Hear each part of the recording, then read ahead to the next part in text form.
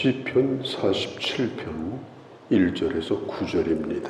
시편 47편은 찬송에 대한 노래입니다. 6절에도 보면 찬송하라, 하나님을 찬송하라, 찬송하라, 우리의 왕을 찬송하라.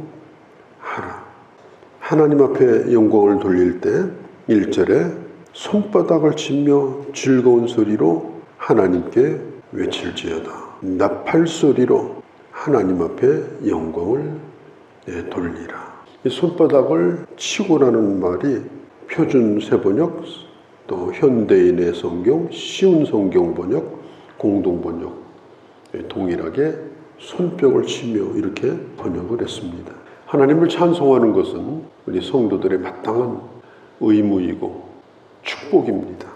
손바닥을 친다고 하는 것은 어떤 것을 의미하는가? 유대인들의 입장에서 볼 때 이 손바닥을 친다라고 하는 것은, 박수를 치는 것은 성경에 나와 있는 재금, 탬버린 이런 것하고 비슷합니다. 멜로디 악기가 아니라 음악의 시작하고 끝나는 걸 알리는 신호로, 예전에 악기가 없을 때, 어떤 반주도 없을 때 음악을 시작하는 것, 끝나는 것, 그것을 알리는 신호로 손바닥을 치는 것을 주로 사용을 했습니다. 그렇기 때문에 우리가 모든 찬송을 부를 때 다 손뼉을 치면서 찬송해야 된다. 우리가 그렇게 할 수 있는 건 아닙니다. 특별히 찬송과 박자를 맞추기 위해서, 흥을 돋구기 위해서, 또 심지어 어떤 경우에는 박수 치는 건 몸에 좋으니까 우리 박수 치며 찬송합시다.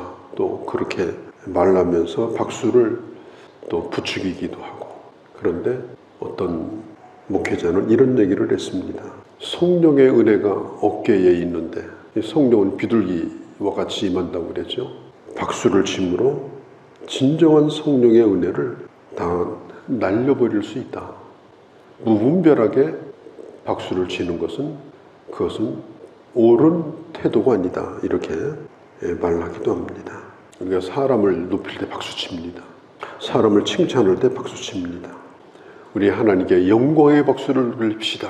그러면서 이 박수를 하늘을 향해서 치고 이렇게 하는 것이 참 그렇게 썩 좋아 보이지 않는다. 이런 생각을 드는 것은, 하나님과 인간의 차이는 훌륭한 사람, 대단한 사람, 뭐 대통령 이런 게 아니거든요.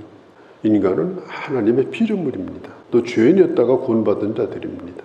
예배는 그 하나님 앞에 영광을 돌리는 겁니다. 그런데 우리가 아무리 최고의 박수를 친다 하더라도 이것은 갓난 어린아이가 우리 어머니 아버지 대단하셔요, 박수 짝짝 이거다고 거의 다를 바가 없습니다.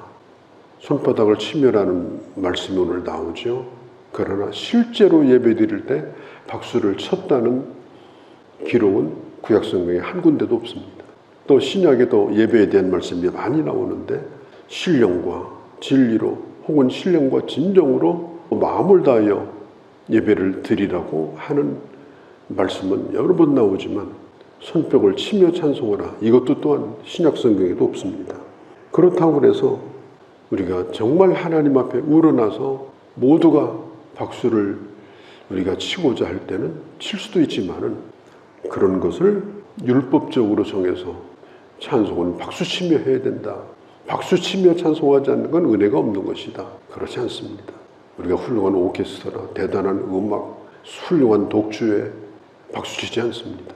중간에 박수치면 그건 사고가 나는 겁니다. 적어도 그 음악을 듣는 사람은 그런 상식 정도는 알고 그 음악회 참석을 하게 되는 겁니다. 우리가 이런 부분에 있어서 우리가 좀 깊이 생각할 부분이 있다.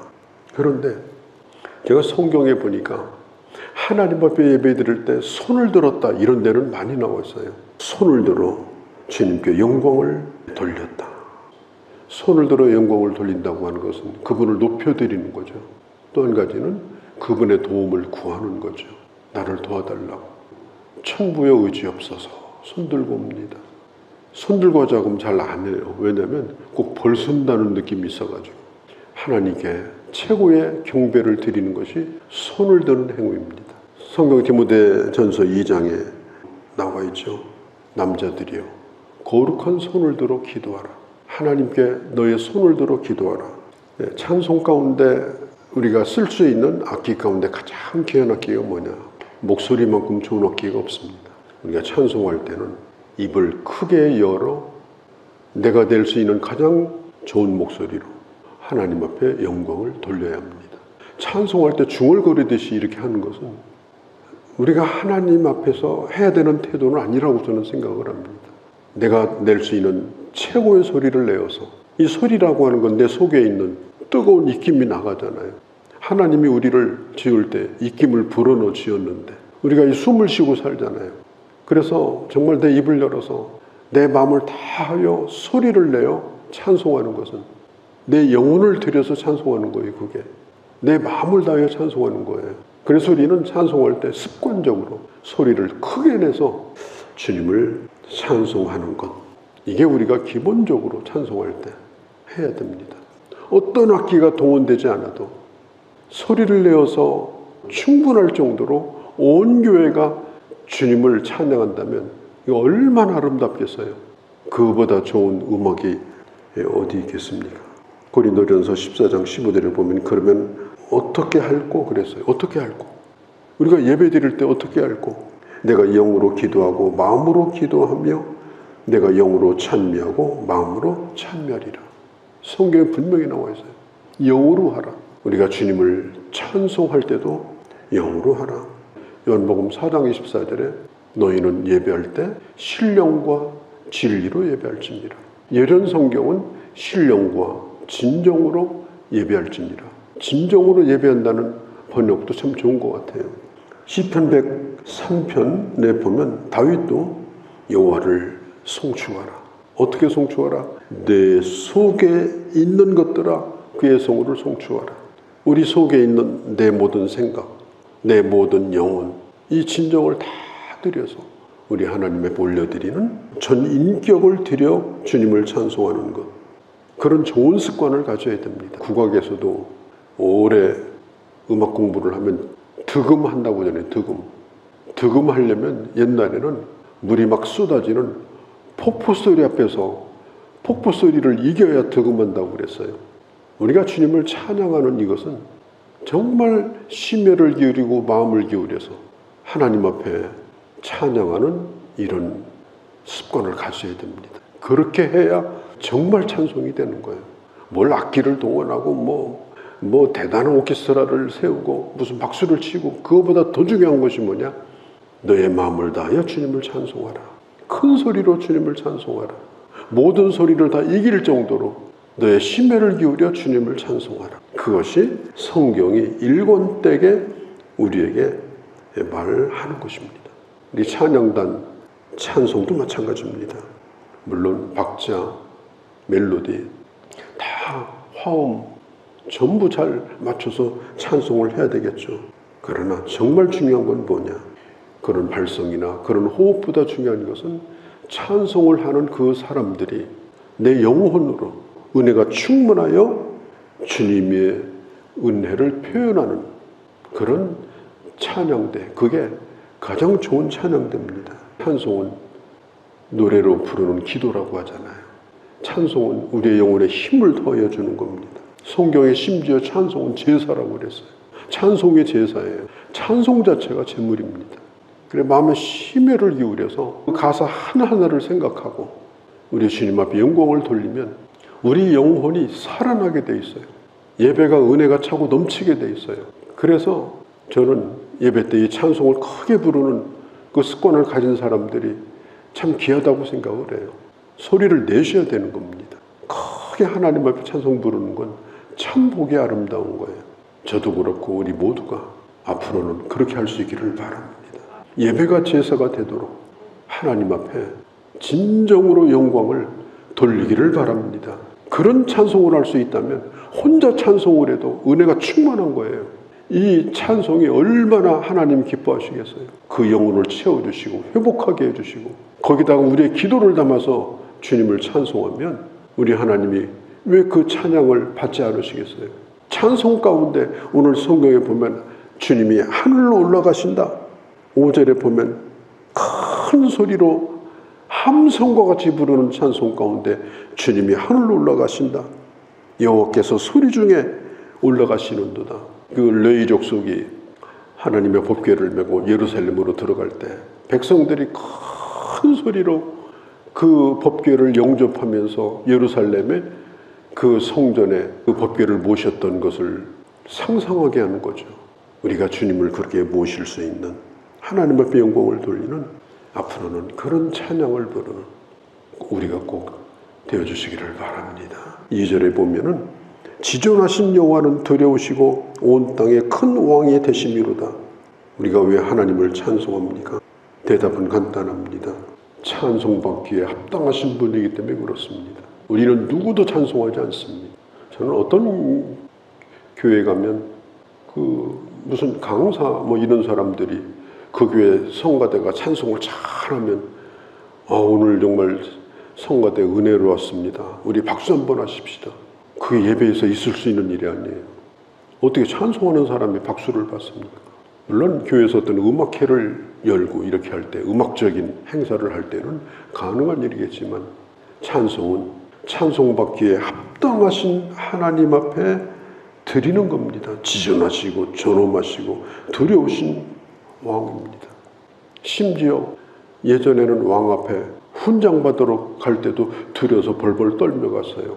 춤추며 가는 게 아닙니다. 크신 하나님 앞에서 4절에 만왕의 왕이신 하나님 앞에서 야곱과 같이 되지도 못한 그를 이스라엘로 이름을 바꿔주시고 우리의 신분을 하나님의 백성으로 삼아주신 야곱의 하나님 앞에 영광을 돌리는 것, 그게 바로 찬양이다. 우리를 기업으로 택하시나니 하나님 우리를 하나님의 것으로 삼았어요. 기업이라는 말은 우리를 하나님의 것으로 삼았다는 거예요. 요한복음 15장에 있는 것처럼 너희가 나를 선택한 것이 아니다. 내가 너를 선택했다. 예수님이 말씀했어요. 요한 칼빈 선생도 이런 얘기를 했습니다. 내가 만일 하나님을 선택했다고 하면 나는 불안해서 견딜 수 없을 것이다. 왜? 나는 언제 변할지 모르기 때문에. 그러나 하나님이 나를 선택했기에 나는 그 마음이 한없이 든든하다.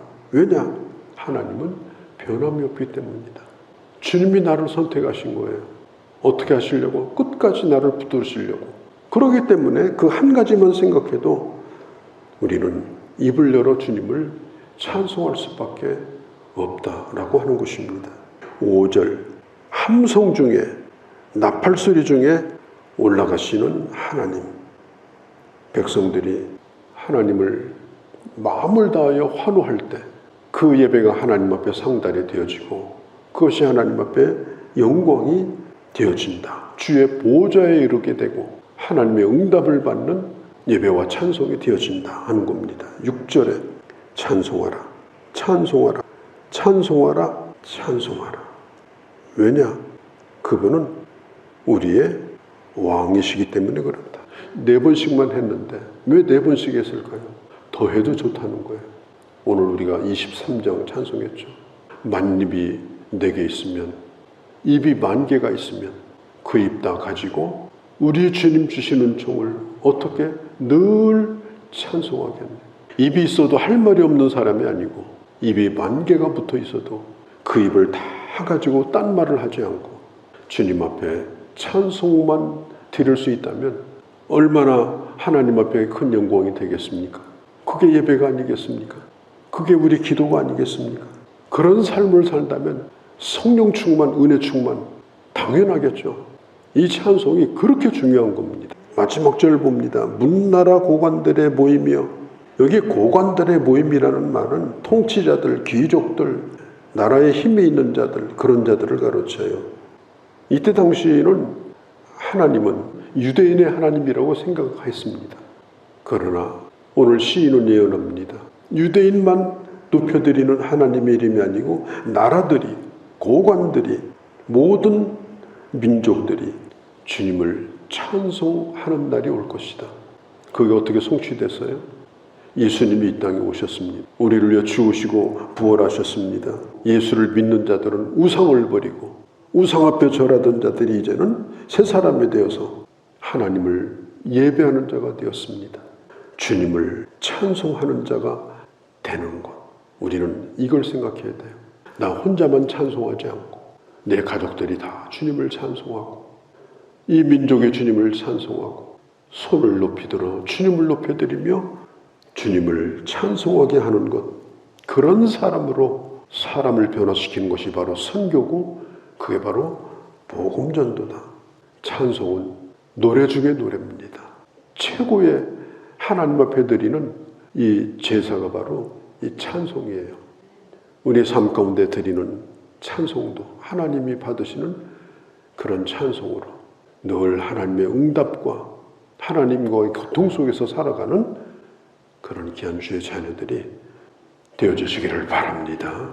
하나님 예배 중에도 그렇게 찬송하게 하시고 아버지 일상 가운데도 이런 찬송이 있어서 늘 우리의 마음이 하나님의 은혜에 젖어 있게 하시고 그 마음이 하늘까지 응답되어서 하나님의 보좌에 이르는 이런 은혜를 누리는 저희가 되게 하여 주시옵소서. 우리 주 예수님의 이름으로 기도하옵나이다. 아멘.